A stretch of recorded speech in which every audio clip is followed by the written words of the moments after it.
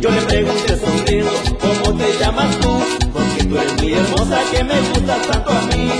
Tú me gustas mucho, mucho, mucho, mucho.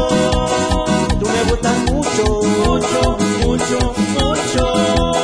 Tú me gustas mucho, mucho, mucho, mucho. Tú me gustas mucho. Y así lo baila el arquitecto Roberto y su esposa Taide, allá en San Juan, Colorado. ¡Baila más!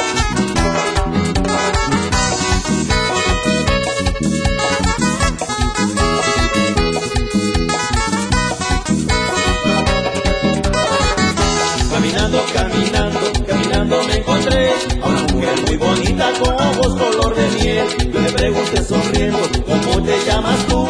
Porque tú eres muy hermosa que me gustas tanto a mí. Tú me gustas mucho, mucho,